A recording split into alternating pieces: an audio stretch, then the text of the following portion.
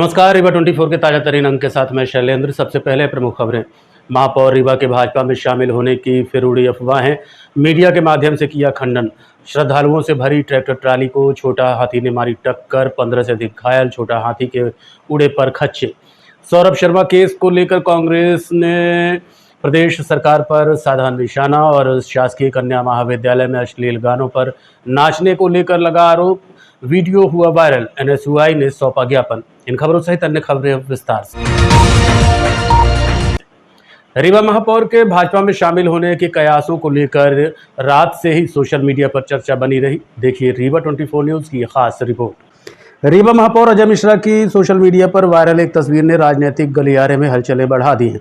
Viral तस्वीर में महापौर बीजेपी कार्यालय में बैठे नजर आ रहे हैं, जहां उनके साथ भाजपा के कई महापौर सहित प्रदेश अध्यक्ष भी मौजूद हैं। सोशल मीडिया में इस तस्वीर के वायरल होने के बाद रीवा महापौर के कांग्रेस छोड़ भाजपा में जाने की अटकलें तेज हो गई।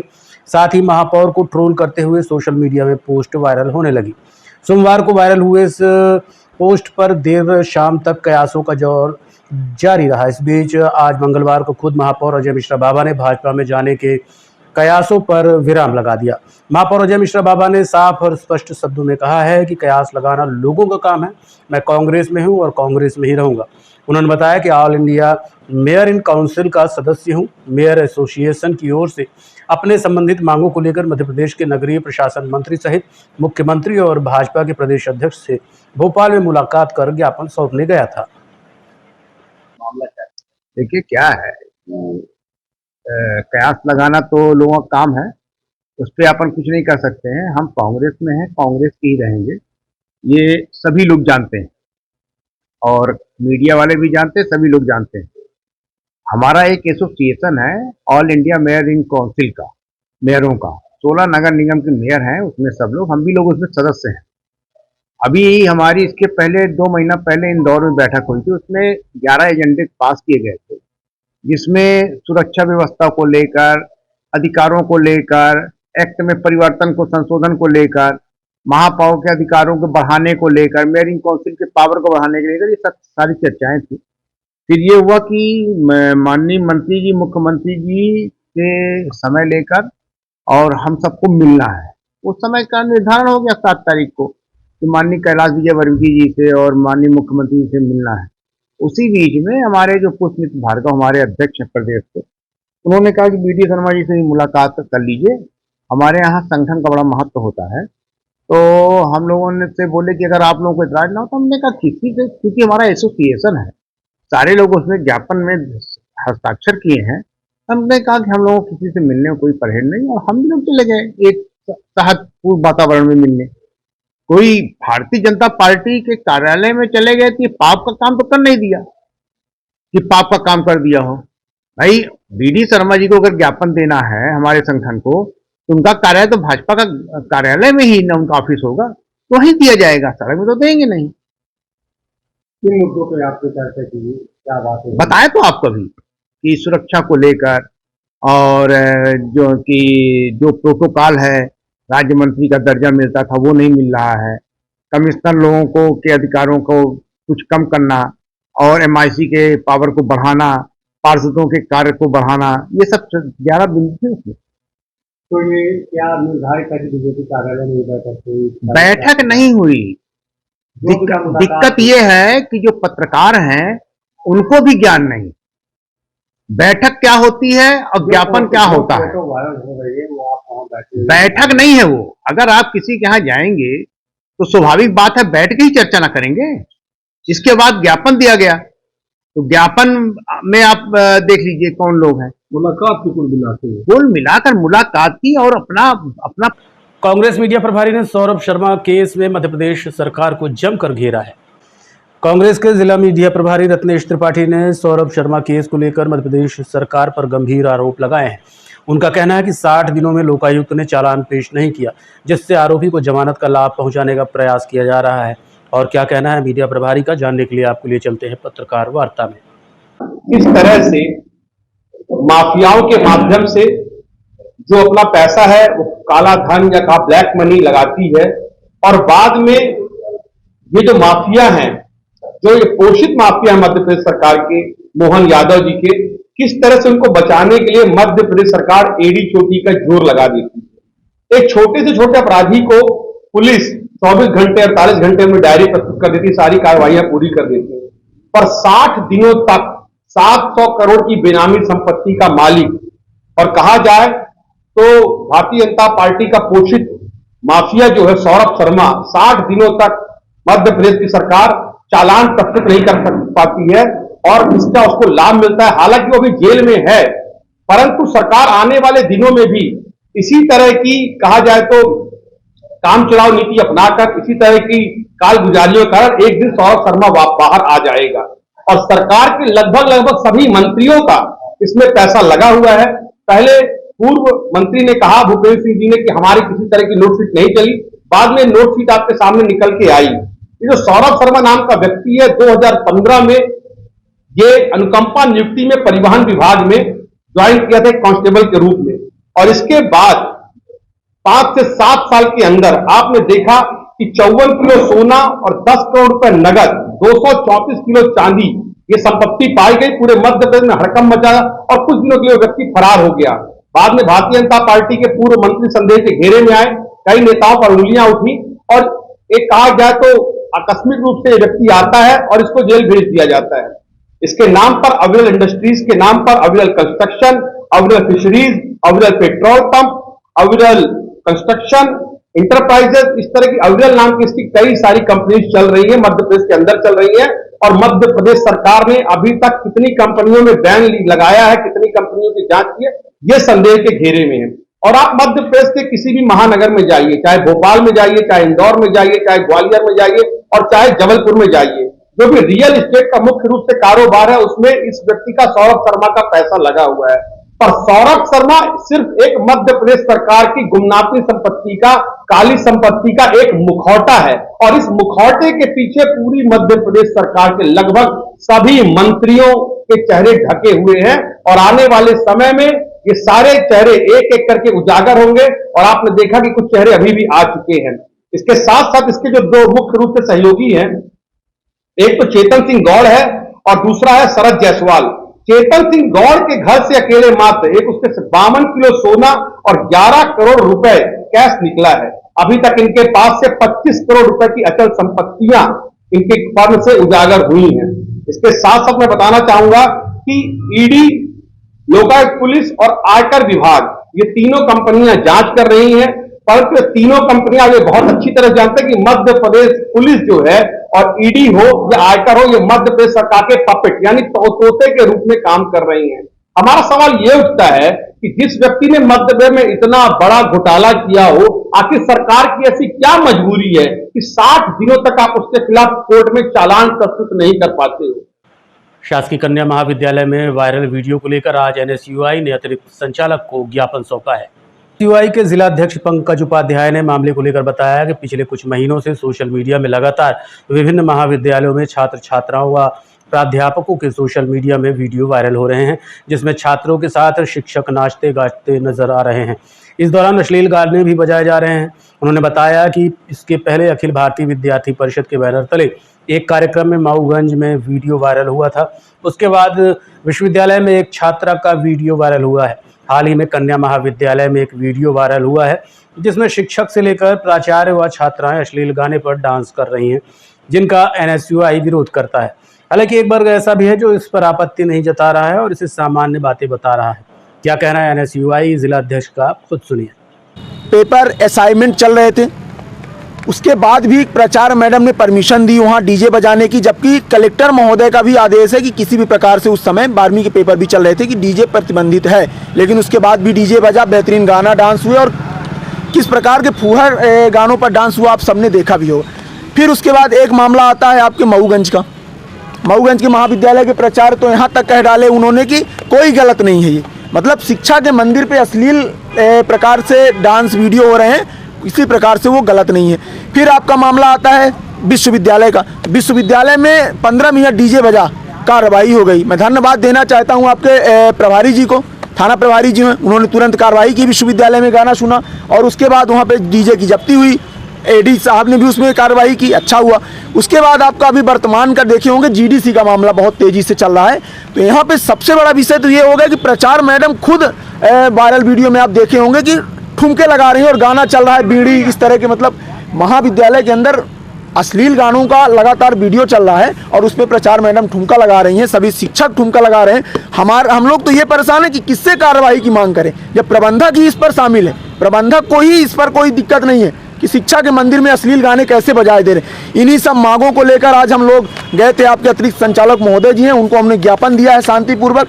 ज्ञापन के माध्यम से हमने मांग की है कि इस पर कार्रवाई करिए आप। अगर कार्रवाई नहीं होती है 1 हफ्ते के अंदर अंदर तो हम अतिरिक्त संचालक महोदय का भी घेराव करेंगे। यानी कि अगर प्रबंधन शामिल है तो इसका मतलब प्रबंधन में फिर अतिरिक्त संचालक महोदय भी आ जाते हैं। हमने शांतिपूर्वक ज्ञापन सौंप कर मांग की है, इस पर कार्रवाई करिए, अन्यथा भारतीय राष्ट्रीय छात्र संगठन एनएसयूआई शिक्षा। आगामी 10 अप्रैल से रीवा राजघराने की पुरानी परंपरा के अनुसार फाग उत्सव का आयोजन किया जाएगा। विगत 7 वर्षों से आयोजित ये उत्सव इस बार राजघराने में गमी के चलते देर से आयोजित किया जा रहा है। रीवा राजघराने के महाराजा पुष्पराज सिंह ने बताया कि जो पुरानी प्रथा है उसे चालू रखने के लिए फाग उत्सव का आयोजन किया जा रहा है। उन्होंने कहा कि ये प्रथा समाप्ति की ओर जा रही है, जिसे पुनर्जीवित करना ही इस उत्सव को आयोजित करना उद्देश्य है। इस बार किला परिसर में 10 अप्रैल को आयोजित होने जा रहे फाग उत्सव में विंध्य क्षेत्र की तकरीबन 50 से अधिक टीमें शामिल होंगी। कार्यक्रम में मुख्य अतिथि मध्य प्रदेश के उप मुख्यमंत्री राजेंद्र शुक्ल होंगे, जबकि कार्यक्रम की अध्यक्षता रीवा राजघराने के महाराजा पुष्पराज सिंह द्वारा की जाएगी। बताया गया है कि 10 अप्रैल को होने जा रहे इस फाग उत्सव की शुरुआत सुबह 9 बजे से होगी, जो देर रात तक चलेगी। करीब के संबंधित थे, वो परिवार यहाँ से बीकानेर जो हमारी दादू साहब गई, उनका वंश था वहां पर, तो इसलिए थोड़ा उतना समय दे दिया गया। और भी कुछ हमारे घर के कार्यक्रम थे, लेकिन ये बात तय थी कि जो एक प्रक्रिया शुरू हुई है, जो एक प्रथा शुरू हुई है, वो प्रथा चालू रहे। आप सबका मार्गदर्शन, आप सबकी कृपा और पूरे विंध्य क्षेत्र के लोगों की कृपा जो प्राप्त होती है, तो हमारे साथी आदरणीय राकेश सिंह जी, आदरणीय मनीष जी, आदरणीय ब्रिजेंद्र सिंह जी, ब्रिजेंद्र मोहनलाल शुक्ला जी, सभी जो पधारे हैं, रामजी भाई सभी पधारे हैं, वो आपको और डिटेल दे सकेंगे, क्योंकि मैं निरंतर कहीं ना कहीं भ्रमण में रहा। पूरी कमेटी के माध्यम से ये कार्य किया गया है, लेकिन इस बार ऐसा लग रहा है कि 6-7 वर्षों का रिकॉर्ड टूटेगा। लगभग 40 से ज्यादा टीमें आ चुकी हैं और ये दर्शाता है कि एक प्रथा जो समाप्ति के कगार पे थी, ये दूसरा ऐसा माजरा है, ये दूसरी ऐसी स्थिति है। पहली स्थिति में डॉक्टर प्रभाकर चतुर्वेदी, दीनानाथ शास्त्री जी, हमारे बहुत सारे शहर के नामी ग्रामी लोग सबने मिलके जगन्नाथ यात्रा को खड़ा करा।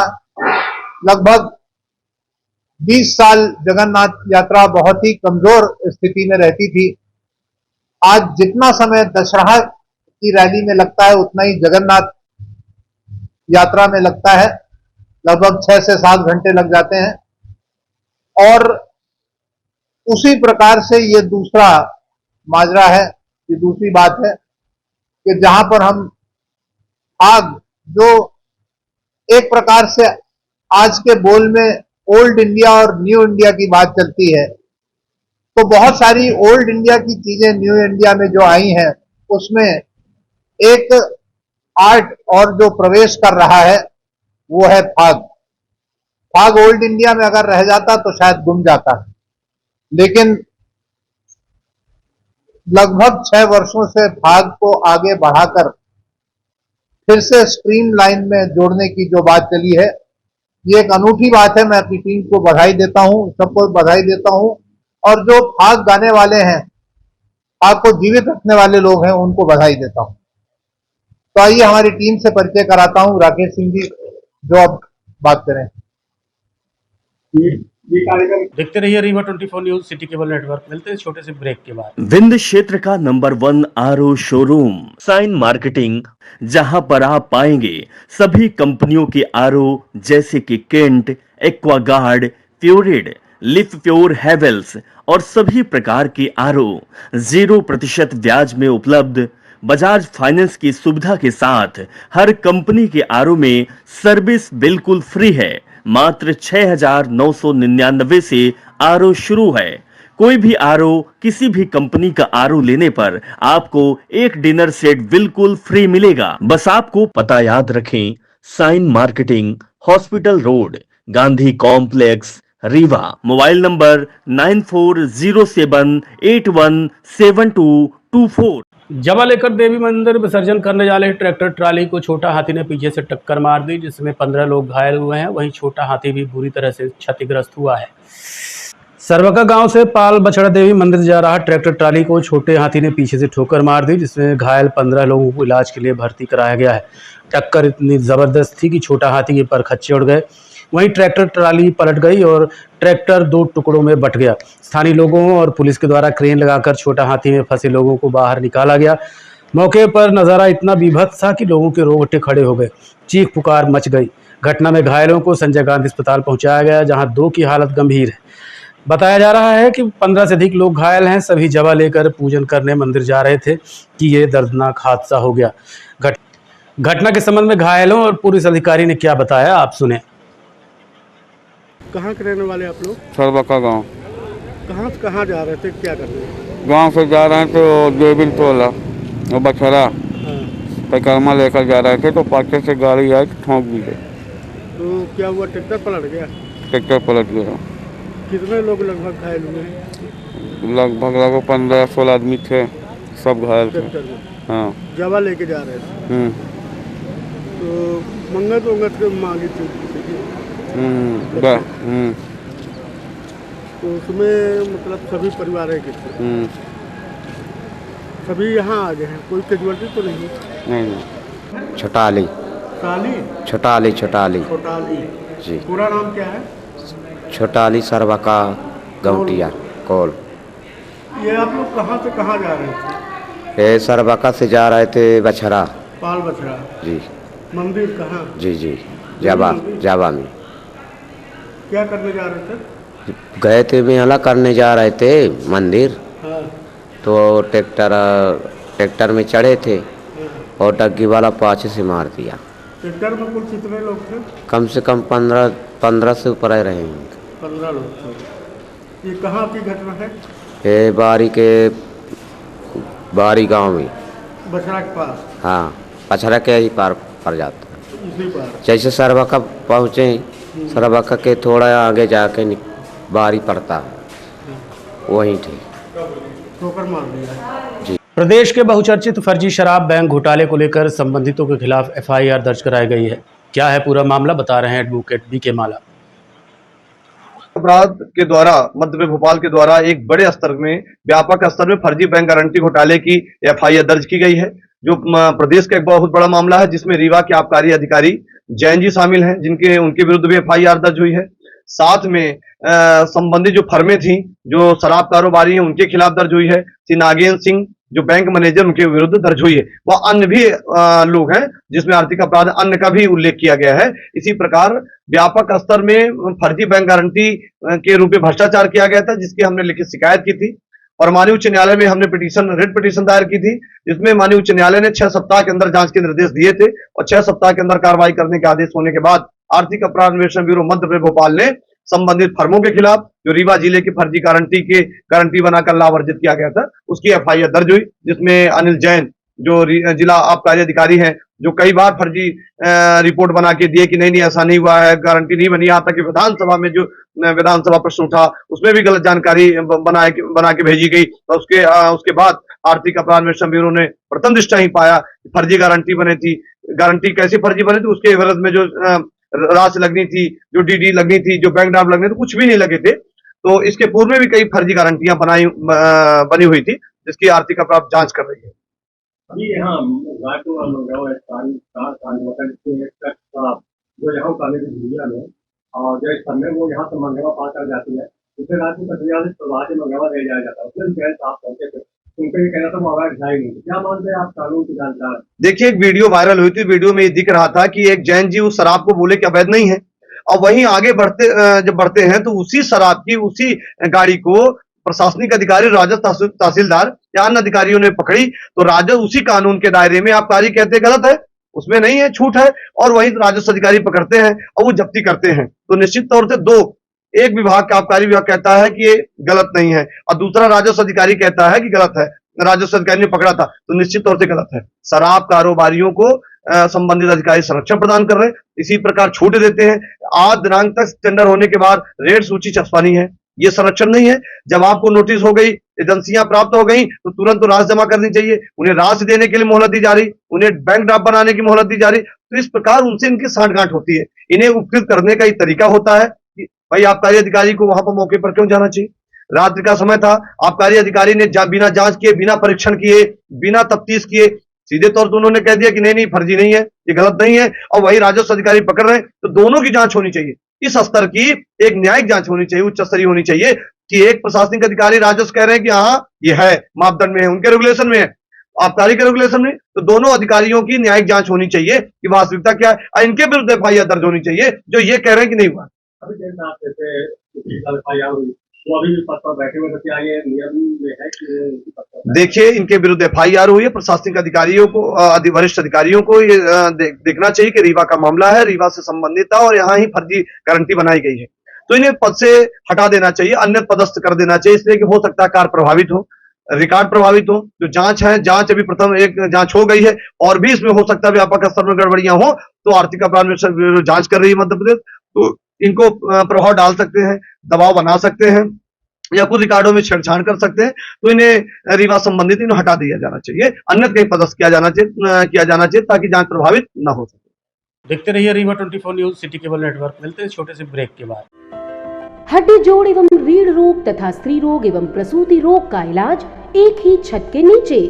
विघ्नहर्ता hospital and trauma centre, hotel landmark के पास, रतहरा, रीवा। डॉक्टर संतोष सोनी, पूर्व चिकित्सक, बॉम्बे हॉस्पिटल, मुंबई।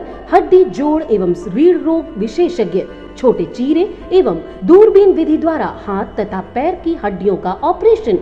गठियाबात, जटिल एवं बिगड़े हुए फ्रैक्चर का बेहतर इलाज करते हैं डॉक्टर संतोष सोनी। विघ्नहर्ता हॉस्पिटल ट्रॉमा सेंटर में ही स्त्री एवं प्रसूत रोग विशेषज्ञ डॉक्टर शैलजा सोनी भी उपलब्ध हैं, जिनकी देखरेख में नॉर्मल डिलीवरी, सिजेरियन ऑपरेशन एवं बच्चेदानी से संबंधित ऑपरेशन की बेहतर सुविधा। संतानहीन दंपत्ति तत्काल संपर्क करें। विघ्नहर्ता hospital and trauma centre, hotel landmark के पास, रतहरा, रीवा। सुविधाजनक एवं सफल इलाज हेतु आज ही संपर्क करें। विघ्नहर्ता hospital and trauma centre, hotel landmark के पास, रतहरा, रीवा। मोबाइल नंबर 7828781983 अथवा 8462956774 पर।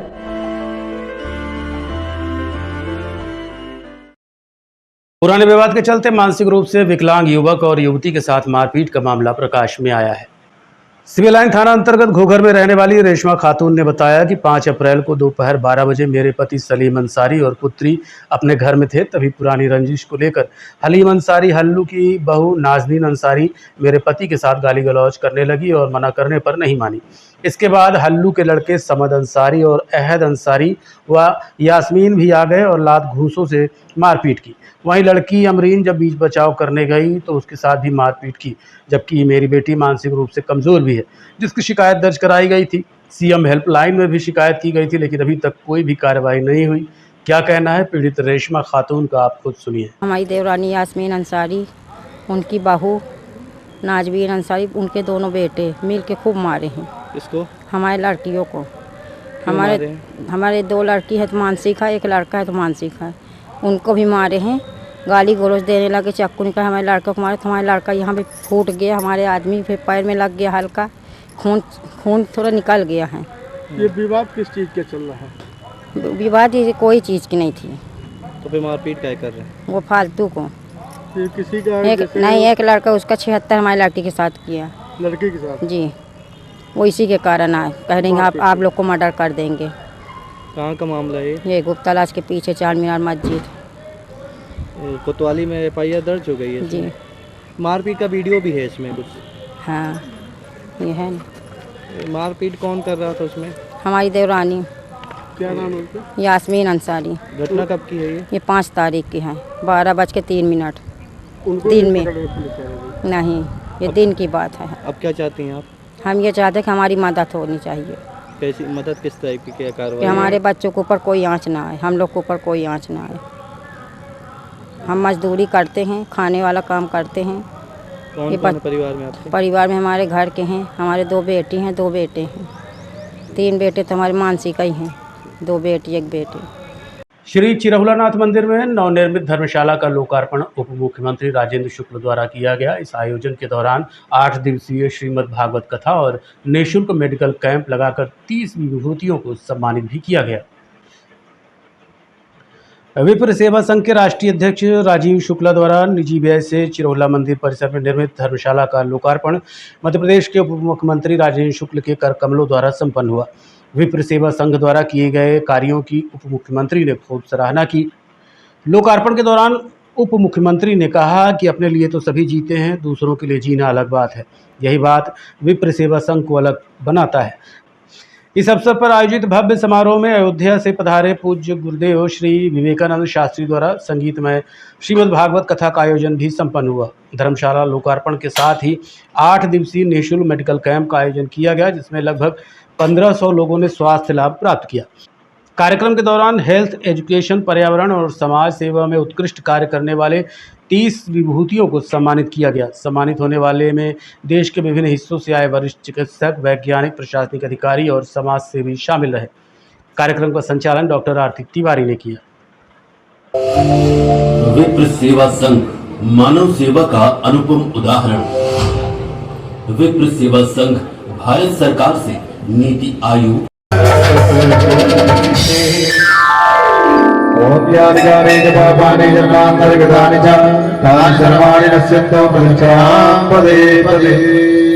शीतलीकरणम् पुष्पैरधैराभिवन्दनम् आत्मकल्याणार्थे आत्माभिवन्दनम् आरातिग्रहणम् हस्ते अच्छत् पुष्पाणि गृहीत्वा मंत्र पुष्पांजलि। सभी लोग हाथ जोड़कर। आज के अंक में इतना ही। देखते रहिए रीवा 24 न्यूज़। नमस्कार।